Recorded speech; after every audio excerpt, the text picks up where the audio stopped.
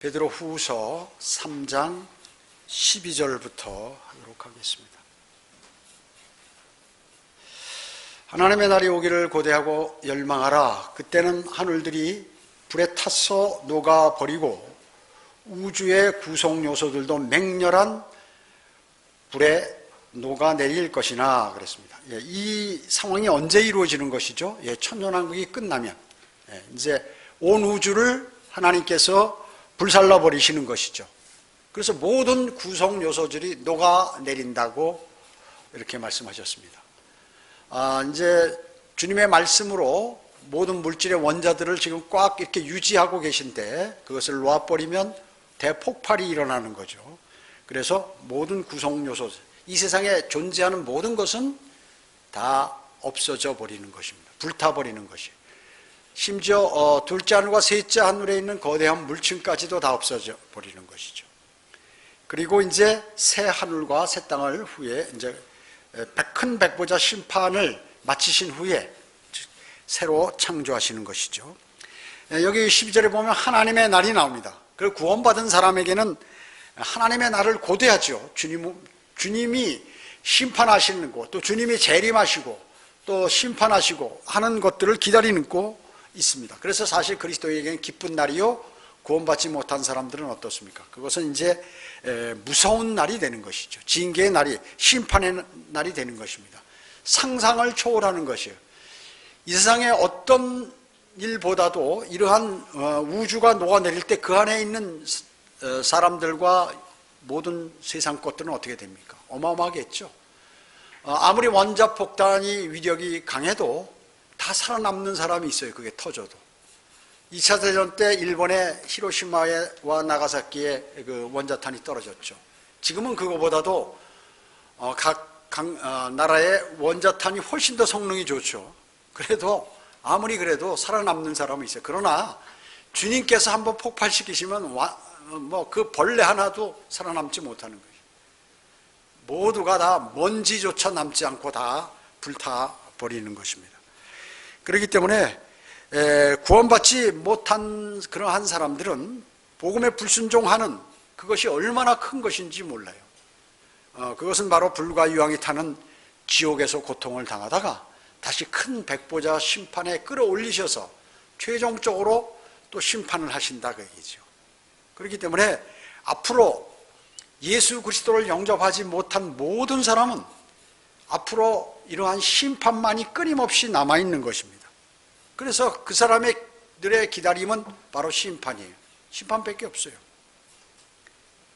그러나 그리스도인은 큰 백보자, 우주가 불타버리고 난 다음에 큰 백보자 심판에서 심판에 같이 참여하죠. 고린도전서 6장 23절에 너희가 천사들을 심판하는 것을 알지 못하냐고 말씀하셨죠. 다니엘 7장 한번 찾아볼까요? 다니엘 7장 9절. 다니엘 7장 9절입니다. 다니엘 7장 9절로 14절 한번 찾아보겠습니다.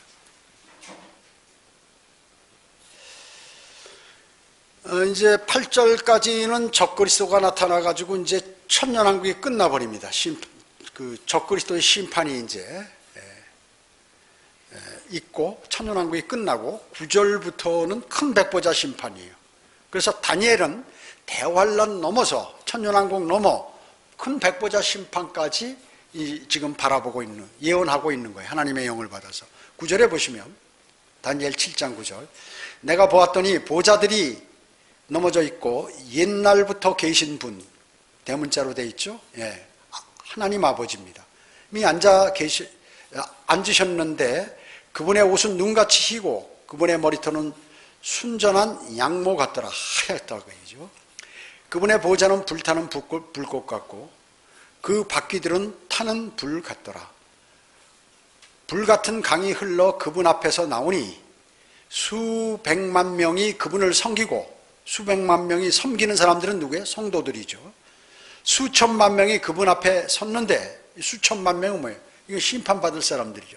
심판이 준비되었고 그 책들이 펼쳐졌더라. 이게 이제 큰 백보자 심판 상황이죠. 그 큰 뿔이 말한 그 큰 말의 음성 때문에 그때 내가 보았더니 그 짐승이 죽임을 당하고 그의 몸이 파멸되며 타는 불꽃에 던져지는 것을 내가 보았노라. 다니엘이 봤다 그 얘기죠. 사탄이 완전히 불꽃으로 던져지는 걸 봤다 그 얘기죠. 그 짐승들이 나머지에 관해서도 마찬가지로 그들의 권세는 빼앗겼으나 그들의 생명은 한 시기와 때 동안 연장되었더라. 내가 밤에 환상들을 보았더니 보라, 인자 같은 분이, 이게 누구예요? 예수 그리스도죠. 구약에서 단 한 번 인자라는 단어가 여기 나옵니다. 사람의 아들. 인자 같은 분이 하늘의 구름들과 함께 오셔서 옛날부터 계신 분께, 하나님께, 아버지 하나님께 오시니 그들이 인자 같은 분을 그 앞에 안내하였더라. 거기에서 그분께 통치권과, 이거는 이제 그 천년왕국이에요. 거기에서 그분께 통치권과 영광과 왕국이 주어졌으니 이는 모든 백성과 민족들과 언어들로 그분을 섬기게 하려 함이더라. 그분의 통치권은 사라지지 않을 영원한 통치권이며 그분의 왕국은 멸망하지 않으리라. 이렇게 말씀합니다. 아버지 하나님께서 천년왕국에 그 통치할 수 있도록 이제 고난을 부여하시는 그러한 내용들이 여기 이제 기재되어 있는 것이죠. 그 앞부분 이제 큰 백보자 심판이고요. 이렇다고 얘기죠. 그렇기 때문에 큰 백보자 앞에서 그 책들이 펴져 있다고 얘기죠. 그래서 하나님의 말씀을 믿지 않고 하나님의 말씀을 전파한 사람들의 그 복음과 진리를 믿지 않았던 그러한 것으로 인해서 불과 유황이 타는 곳으로 이제 던져져서 영원토록 혼이 거기 가서 고통을 당하면서 이제 이렇게 심판받는 그러한 장면을 신구약 곳곳에서 말씀하고 있는 것입니다. 자, 베드로 후서 3장 13절로 다시 갑니다.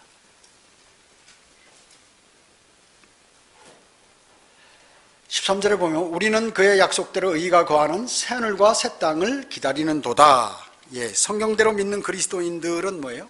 새하늘과 새 땅을 기다리는 것이에요. 그것이 펼쳐진과 동시에 어떻게 됩니까? 예, 거룩한 도성 새 예루살렘이 하늘로부터 내려오게 되죠. 그래서 그리스도인은 거기에서 영원히 이제 살게 되는 것입니다. 자, 새하늘과 새 땅은 창조되지만 지금 새 예루살렘은 하늘에 지금 준비되어 있어요.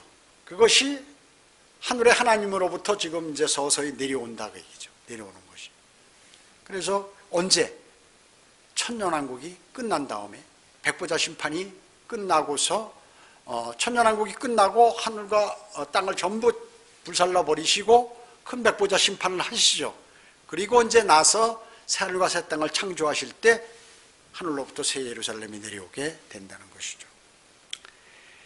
우리는 예수 그리스도의 신부죠. 그래서 우리는 신부가 거할 곳, 그것이 바로 새 예루살렘입니다. 신부는 전부 모든 것이 새야.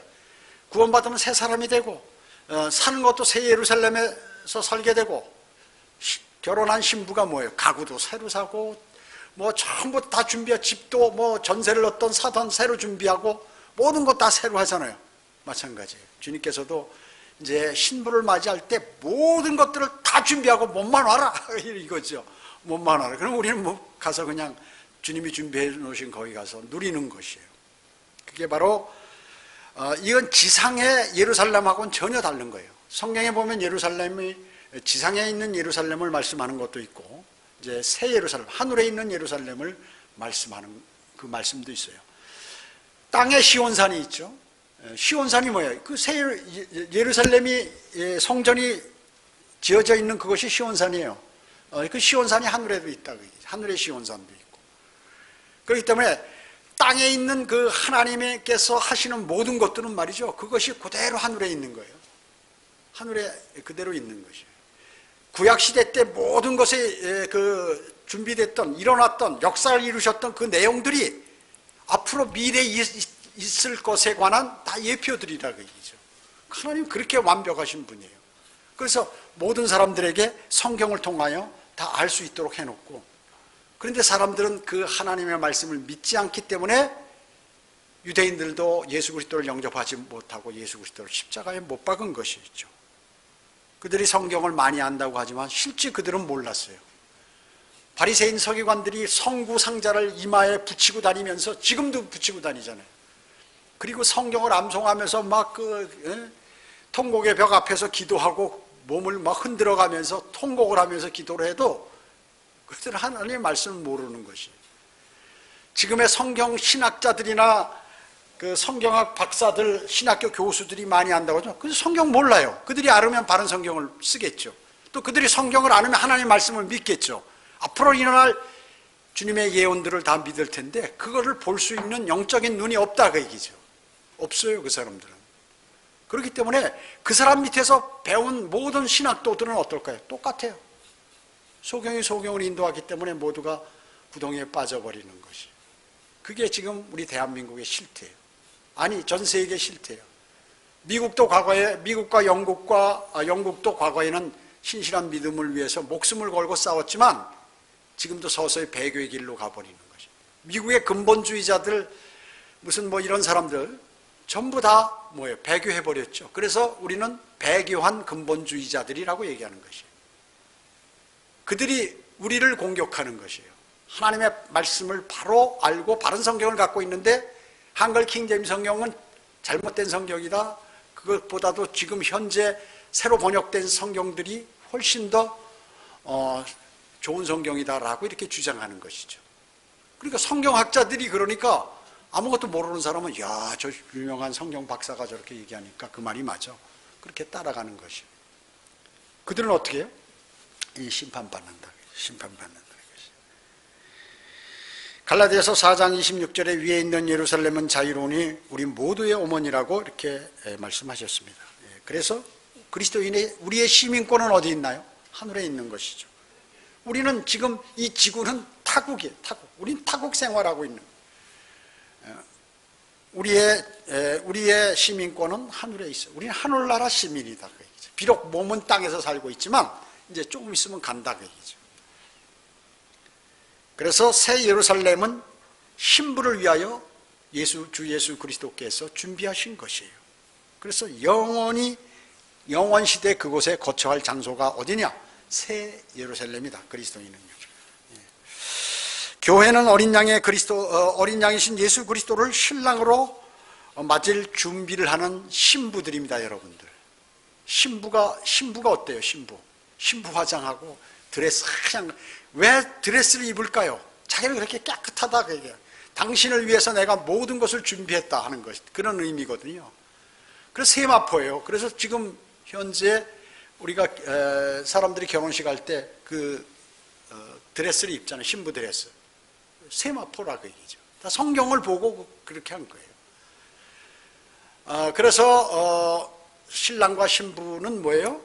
예수 그리스도와 그리스도인을 예표하는 것이다 그 얘기죠. 그런 것이. 여러분의 결혼 생활도 그런 것이에요. 그래서 아내를 사랑하는 사람은 자기를 사랑한다고 이렇게 얘기하는 것이에요. 우리가 그런 걸 몰랐을 때는 막 살았지만은 이제 성경을 알게 되면 자기 남편은 사랑해야 돼요. 아내는 남편을 존중해야 돼요. 그렇잖아요. 우리 그 박자매가 몸이 아파가지고 보니까 곧 죽겠더라고요. 처음에는 뭐 주님께서 낫게 해주시겠지 하고 이제 일이 바쁘니까 신경 쓸 틈이 없잖아요. 내 병원 따라갈 시간도 없고 그러니까 차 있으니까 혼자 다니라고 그러고 몇 번 데려다 주고는 했지만 나중에 보니까 심각해요. 이거 도저히 이거 곧 조금 있으면 생을 마감할 것 같아요. 완전히. 그래가지고 제가 주님께 기도드렸죠. 울면서. 주님의 사역을 한다고 늦은 나이에 이러는데 아내까지 데려가시면 다른 사람들이 어떻게 생각하겠습니까? 주님께서 고쳐주셔야 되지 않겠습니까? 다음 주부터 좀 회복이 되더라고요. 회복이 돼. 주님께서는 우리의 생사화복을 관장하시는 분이에요. 생사화복을 관장하시는 분이에요. 그러니까 그분께서 모든 것들을 모든 기도에 경청하신다 그 말씀이죠.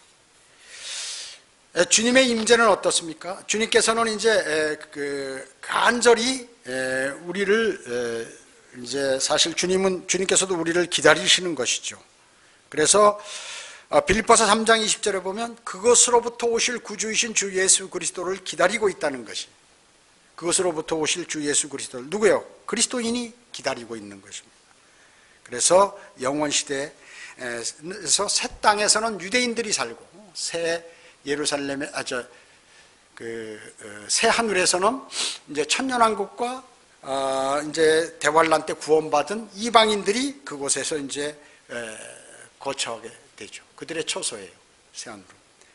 그 다음에 새 예루살렘은 이제 그리스도인들이 사는 것이죠. 이사야 65장 한번 찾아보실까요?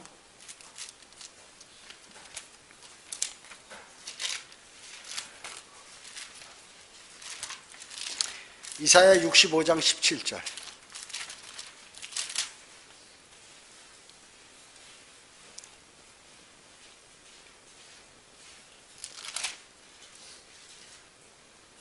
이사야 65장 17절 보면, 보라, 내가 새하늘들과 새 땅을 창조하나니 이전 것이 기억되거나 생각나지 아니할 것이야.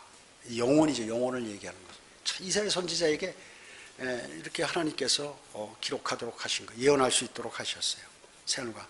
그 다음에 이제 18절은 또 천년왕국이거든요. 그러나 너희는 내가 창조하는 것으로 영원히 기뻐하고 즐거워하라. 보라, 내가 예루살렘을 즐거움으로 창조하고 그 백성을 기쁨으로 창조하노라. 내가 예루살렘을 즐거워하며 내 백성을 기뻐하리니 우는 소리와 부르짖는 소리가 그 가운데서 더 이상 들리지 아니하리라. 이건 이제 천년왕국에서 이렇게 예루살렘을 지금 유대인들을 다시 자기 백성으로 만들으셔서 그곳에는 이제 그 이스라엘 백성들이 다른 민족들에게 핍박을 받지 않고 그렇게 다 회복시켜 주시겠다는 그러한 말씀이죠. 그 뒤에 66장 15절. 보라, 주가 불과 함께 올 것이며 회오리 바람과 같은 그의 병거들과 더불어 오리니 진노함이 그의 분노를 불꽃으로 그의 책망을 나타내리라. 심판하시고 오시면서 심판하신다. 심판하시는 것이 무서운 경고입니다. 이런 것들이. 근데 사람들은 이 말씀을 안 믿어요. 안 믿어. 성경학자들도 안 믿는 거야. 그런가 보다. 이게 나 말고 다른 사람들, 악인들을 아마 그렇게 하시는가 보다. 이런 걸로 이렇게 알고 있는 것이죠. 일반 사람들이요. 그래서 예수 그리스도를 영접해서 그 사람들 보고 다 얘기하는 것인데 사람들은 모르는 것입니다. 다시 베드로전서 후서 3장 14절로 갑니다. 그러므로 사랑하는 자들아, 너희가 이런 것들을 기다리고 있으니, 어떤 거? 새하늘과 새 땅, 새 예루살렘을 기다리고 있다고 얘기죠. 기다리고 있으니 점 없고 흠 없이 평강 가운데 그분께 발견되도록 힘쓰라. 이렇게 말씀하셨습니다. 그죠? 예, 그리스도인은 사실 간절히 기다리는 것이거든요. 왜냐? 이 땅에 있어봐야 사실 괴로움만 많이 있어요. 미세먼지만 많고 아주 볼상사나운 일들만 이 세상에 많이 있다고 얘기죠. 신랑을 기다리는 신부가 어때요? 점 없고 흠 없이 평강 가운데서 기다려야 한다는 것은 두말할 나위도 없어요. 막 초조하고 말이죠. 뭐 이렇게 한 게 아니라 그 신랑을 맞는 기쁨 그 가운데 마음의 평안함을 갖고 있는 거. 그러면 주님께서 갑자기 오신다. 여러분, 갑자기 주님께서 오신다면 어때요? 여러분이 지금 죄를 저지르고 있는 그 상태에서 주님이 오시면 어떻게 돼요? 신부가 신랑이 오는데, 결혼식에 오는데 말이에요. 신부가 결혼식장에 오는데 다른 남자하고 같이 와가지고 놀러 다니고 말이죠. 이러다가 그걸 결혼식장에 가는데 신랑이 보면 어떻게 되겠어요? 자기랑 지금 결혼하는데 지금 다른 사람하고 실컷 놀다가 다른 데서 오는 걸 발견했다 그 얘기죠. 그와 마찬가지. 세상하고 짜가고 있어요. 그리스도인이, 신부가. 그런 상태에서 주님이 오시면 어떻게 되겠어요? 참 수치스럽겠죠. 네, 수치스럽습니다. 주님의 임재는 눈부신 광채인 것이죠. 그분의 면전에서 어떤 것도 은밀하게 감출 게 없어요. 다 드러난다. 그래서 점도 없고 흠도 없는 채로 발견되도록 힘쓰라는 거죠. 그리스도인이. 지금 그 말씀을 이제 경고를 하는 거예요. 그리스도인에게. 전도서 12장 13, 14절에 보면 전체 일의 결론을 들을지니 하나님을 두려워하고 그의 계명들을 지키라. 이것이 사람의 모든 의문이 이는 하나님께서는 선이든 악이든 모든 행위와 모든 은밀한 것들을 심판하실 것임이라 이렇게 말씀하셨습니다. 솔로몬 전도서의 결론이에요. 이 세상에서 가장 지혜롭고 그리고 가장 명예와 권세와 모든 것들을 다 소유했던 그 사람의 마지막 결론이 뭐냐 하면 주님을 섬기고 주님을 두려워하고 그분의 말씀을 지키는 것이 모든 사람의 의무라고 얘기죠. 다른 사람들 그 의무를 안 지키면 다 멸망으로 가는 거예요. 주님 영접하지 않으면. 그래서 제가 거리 설교할 때 그러거든요. 예수 그리스도를 영접하는 것이 모든 사람의 의무다 그 얘기죠. 의무예요. 그 의무를 안 하면 어떻게 되느냐? 처벌받는 것이에요. 국민의 4대 의무가 뭐예요? 그런 것들을 의무를 안 하면 그 국민으로 자격이 없기 때문에 벌을 받거나 무슨 다른 조치를 취하게 되죠.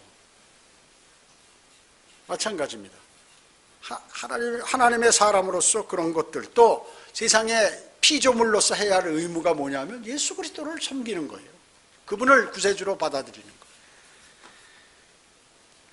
누구나 나는 죄가 없다고 자신하는 사람은 이 세상에 단 한 사람도 없어요. 성경은 그렇게 말씀하고 있어요. 주 예수 그리스도를 구세주로 영접해야 된다는 것이죠. 바로 그분의 보혈, 죄를 자백하고 그분의 보혈로 깨끗함을 받아야 돼요. 시편 90편 8절에 주께서 우리 죄악들을 주 앞에 놓으시며 우리의 은밀한 죄를 주의 얼굴빛 가운데 두셨으니 이렇게 말씀하고 계세요. 죄악들이 주님 앞에 다 드러난다 그 얘기죠. 여러분이 죄를 지으면 누가 압니까? 하나님께서 아시고 마귀가 알고 본인이 알죠. 정확하게. 그리고 추가로 자기 가족도 뭐 아는 게 있고 또 주변에 안 있는 사람, 아내나 남편이나 자녀일 수도 있어요. 죄를 지으면. 그렇기 때문에 대단히 중요한 것입니다. 대단히 중요한 것이에요. 자, 성경은 예수 그리스도를 믿지 않는 것이 죄라고 말씀하고 있습니다.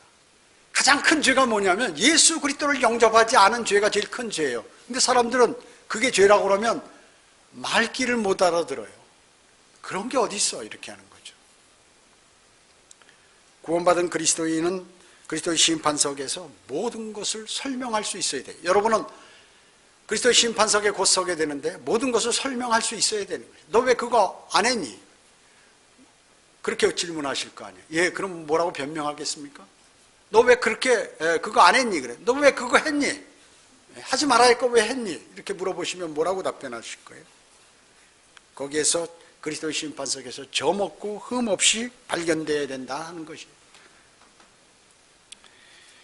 그렇기 때문에 그리스도의 심판석에서 멸류관을 받지 못하고 만약에 그것들이 다 불타버리면 자기가 행한 일들이 다 불타버리면 어떻게 됩니까? 멸류관도 없고 유업도 없는 것입니다. 그래서 그것을 가벼이 여겨서는 안 된다 하는 그 말씀을 지금 베드로가 말년에 이렇게 하나님의 영을 받아서 우리에게 말씀하고 있습니다. 15절 봅니다. 또 우리 주의 오래 참으심이 구원인 줄로 생각하라. 우리의 사랑하는 형제 바울도 그가 받은 지혜대로 너희에게 그렇게 썼고 그렇습니다. 예. 주님께서 오래 참고 기다리시는 한 가지 이유, 그건 뭐예요? 아무도 멸망하지 않고 다 회개에 이르게 한다는 것이죠. 9절에서 말씀하셨잖아요. 네. 9절에요. 자, 아무도 멸망하지 않고 다 회개에 이르게 하려 한다고 9절에서 말씀하고 있어요. 그렇기 때문에 기다리고 계신 것이에요. 디모데전서 1장 15절 한번 찾아보실까요? 디모데전서 그 앞에 1장 15절 16절. 그리스도께서 죄인들을 구원하시려고 세상에 오셨다는 이 말씀은 이 땅에 왜 오셨어요? 예수 그리스도께서 죄인들을 구원하러 오셨다는 것이죠. 이 말씀은 신실하며 온전히 받아들이기에 합당하도다. 죄인들 중에 내가 우두머리라. 그러나 내가 자비를 입은 것은 이 때문이니 곧 먼저 내 안에서 예수 그리스도께서 온전한 오래 참으심을 보여주셔서 후에 그를 믿고 영생을 얻는 자들에게 본이 되게 하려 하심이니라. 사도 바울이 자기는 죄인 중에 우두머리인데 나 같은 죄인을 주님께서 오래 참고 기다리셔서 내가 구원받았지, 그렇지 않고 먼저 심판하셨다면 나는 끝나는 건데, 그래가지고 다른 사람에게 본이 되도록, 다른 죄인들도 나처럼 그렇게 죄를 회개하고 예수 그리스도를 영접해서 빨리 구원받으라는 그러한 것이에요. 대단한 말씀이죠. 대단한 말씀이에요. 성경은 예수 그리스도를 믿지 않는 것이 죄라고 했죠. 구원받은 그리스도인, 구원받지 않는 사람을 위해서 오래 참으셨던 그 주님을 생각하면서 받아들이라 그 얘기죠. 자, 16절 갑니다. 그의 편지에서도 이런 것들에 관하여 말하고 있으나 그 가운데서 깨닫기 어려운 것들이 들어있어 무식한 자들과 견고하지 못한 자들이 다른 성경들처럼 억지로 풀다가 스스로 멸망에 이르렀느니라. 베드로후서 3장 3절로부터 15절까지 모든 사항들, 이것이 자기가 얘기하는 그 상황하고 사도 바울하고 다 똑같다 그 얘기죠. 그 사도 바울의 편지를 이제 인정하여, 그래서 바울 서신에는 더러는 깨닫기 어려운 것들이 있다고 그랬죠. 무식한 자들이 뭐예요? 하나님을 모르는 자들, 또 견고하지 못한 자들, 마치 다른 성경들처럼 억지로 풀다가, 구약 성경 풀다가 이제 성경의 진리를 이해하지도 못하는 그러한 사람들이 많이 있다. 지금도 마찬가지예요. 성경학자고 교회 다닌다고 하고 뭐 목사고 집사고 장로고 뭐 권사고 이렇다고 하지만 하나님의 말씀을 정확하게 모르고 다르게 해석한다고 얘기죠. 다르게 해석해요. 그래서 많은 사람들이 구원받지 못하고 멸망으로 향하고 진리의 지식에 이르긴커녕 구원도 받지 못하고 있다 그 얘기죠. 똑같아요 지금도. 그래서 이 15절 16절을 보면 베드로도 사도 바울 서신들이 하나님의 말씀임을 여기서 자신도 얘기하고 있는 거예요. 말씀하고 있는 거예요. 확인시켜주고 있는 것입니다. 바울이 자기 지혜대로 바울 서신을 썼다고 말하지 않고 그가 받은 지혜대로 썼다고요. 자기 지식대로 쓴 게 아니라 누구로부터 받았어요? 주님으로부터 받아서 기록한 거죠. 즉 바울 서신들은 하나님의 영감으로 기록되었다는 그런 의미인 것입니다. 여기 있잖아요. 15절에 바울도 그가 받은 지혜대로 받았다고 얘기죠. 자기가 쓴 게 아니에요. 받아서 쓴 거죠. 받아쓰기 알죠? 초등학생들 보면 받아쓰기 영이야 순이야 뭐 바두가 일로와 하면 받아쓰기 시험 보잖아요. 똑같이 그렇게 썼다는 것이죠. 그 가운데서 깨닫기 어려운 것이 인정한다. 사도 바울도. 야, 그런 건 좀 어렵다. 왜냐? 이 사도 바울이 누구예요? 하늘로 올라가서 늦게 그 사도들 12사도보다도 늦게 주님께서 하늘로 부르셔서 계시를 받고 온 그러한 계시들이 있기 때문에 좀 어려운 것이 있다는 것이죠. 그럼 깨닫기 어렵다고 해서 그게 진리가 아닌가? 그 진리라 그 얘기죠. 성경에는 그래서 어려운 것들이 종종 있는 것입니다. 문제는 깨닫기 어렵다고 해서 억지로 푸는데 그 결과가 스스로 멸망으로 가게 된다는 것이에요. 성경 해석을 잘못하면 멸망으로, 그래서 누구에게 배웠는가가 중요한 것이에요. 만약에 제도권 목사들에게 장로교, 감리교, 무슨 성결교, 순복음 신학대학 나와서 목사 된 그런 사람들에게 배우면 어떻게 될까요? 그럼 멸망으로 가는 거예요. 멸망으로 가는 거예요. 하나님의 말씀을 믿지 않는 자들인데요. 그것을 여기서 말씀하고 있는 것이에요. 바울 서신의 내용들은 모두 예수 그리스도의 재림에 초점을 맞추고 있죠. 바울 서신은 그리스도인이 꼭 교리로서 받아들여야 할 그러한 내용들이에요. 로마서로부터 빌레몬서까지 모두가 뭐 히브리서도 바울 서신이지만 그거는 그리스도인의 다 교리로 받아들일 수 없는 거죠. 교회 시대와 대환란 내용들이 같이 들어있기 때문에 행위구원이 있기 때문에 어려운 내용이죠. 자, 이러한 진리들을 외면하거나 억지로 왜곡하거나 하면 혼란을 초래해서 분열과 다툼이 일어나게 되고 이단 종파가 생기고 사이비 기독교가 생기게 되는 것입니다. 그래서 억지로 풀다가 지금 세상 교회들은 어떻게 해요? 후천년, 무천년주의, 전천년이 아니라 이런 것들을 해야 되는데 이게 원래 로마 카톨릭에서 이렇게 했는데 지금 개신교까지 와가지고 전부 모든 교회들이 후천년, 무천년, 예수 그리스도 재림 없다, 영적으로 오는 거다, 우리가 좋은 세상 평화를 만들어야 된다 해가지고 종교통합과 기독교통합을 외치고 있는 것입니다. 주님의 재림, 이것은 구약시대부터 널리 예언된 것이죠. 다윗도 마찬가지로 사도행전 20장 30절, 31절에서 말씀도 하셨죠. 자, 계시록 22장 20절은 반드시 내가 속히 오리라고 이렇게 약속해요. 중요한 약속인 것입니다. 여기 17절 보겠습니다. 10절 18절. 그러므로 사랑하는 자들아, 너희가 이런 것들을 미리 알았으니 악한 자들의 미혹에 끌려 자신의 견고한 입장에서 떨어지지 않도록 주의하라. 경고하는 거죠. 오직 은혜와 우리 주 예수 그리스도를 아는 지식 안에서 자라가라. 성장하는데 어떻게? 예수 그리스도를 아는 지식, 거기서 성장하라. 영광이 이제 영원토록 그에게 있을지어다. 아멘. 자, 주님과 함께 이제 우리는 모두 그리스도인들은 미래를 알죠. 성경을 알기 때문에 미래를 아는 것이죠. 그 대단히 중요합니다. 죄인들은 지옥이요. 우리는 이제 주님께서 하시게 되면 직전에 우리는 공중 재림하실 때 우리는 하늘로 들림받죠. 그리스도의 심판석에 서고 어린 양의 혼인식에 참여하고 그때 땅에는 대환란이 일어나고 주님과 함께 이 땅에 재림해서 1000년 동안 통치하고 그리고 1000년이 끝나면 아까도 말씀드렸지만 온 우주를 하나님께서 불살라 버리시고 새하늘과 새 땅을 창조하시고 새 예루살렘은 하늘로부터 하늘의 하나님으로부터 내려오게 되는데 그리스도인은 거기서 영원히 산다 하는 얘기죠.